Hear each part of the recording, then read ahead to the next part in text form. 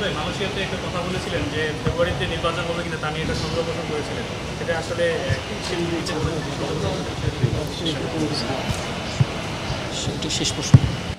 আমরা আমাদের যে রাজনৈতিক অবস্থান সেটি বারবারই ব্যক্ত করেছি যে জুলাই সনদ তার আইনি ভিত্তির মাধ্যমে আমরা একটি গণপরিষদ নির্বাচন ও আইনসভা নির্বাচন একই সাথে চাচ্ছি। আমরা বলেছি যে যদি এই কাজটি জুলাই সনদের এই আইনি ভিত্তি যদি যত দ্রুত দেওয়া যাবে নির্বাচনের পথে আমরা আরও তত দ্রুত আগাবো। যদি ফেব্রুয়ারির মধ্যে এই কাজটি করা সম্পূর্ণ হয় তাহলে ফেব্রুয়ারিতে নির্বাচনের জন্য আমরাও প্রস্তুত। কিন্তু জুলাই সনদের নিয়ে এখন পর্যন্ত আমরা কোনো উদ্যোগ কিন্তু দেখছি না।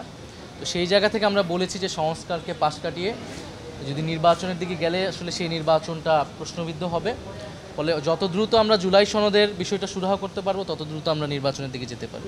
মালয়েশিয়াতে আমার সফরটি ছিল মূলত প্রবাসীদের আহ্বানে, সেখানে এনসিপি ডায়াসপোরা অ্যালায়েন্স মালয়েশিয়া চ্যাপ্টারের আমন্ত্রণে। সেখানে আমরা মালয়েশিয়ায় যারা প্রবাসী বাংলাদেশি রয়েছে, প্রফেশনাল রয়েছে, স্টুডেন্ট রয়েছে, শ্রমিক রয়েছে, তাদের সাথে আমরা বৈঠক করেছি, মতবিনিময় করেছি।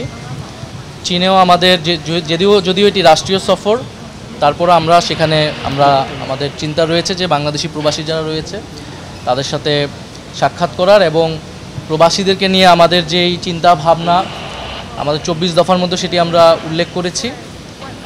এবং ভোটাধিকার, প্রবাসীদের ভোটাধিকার বিষয়টি যেটি আমরা এই মুহূর্তে সবচেয়ে জোর দিচ্ছি, সেই বিষয়ে আমরা কথা বলার চেষ্টা করি।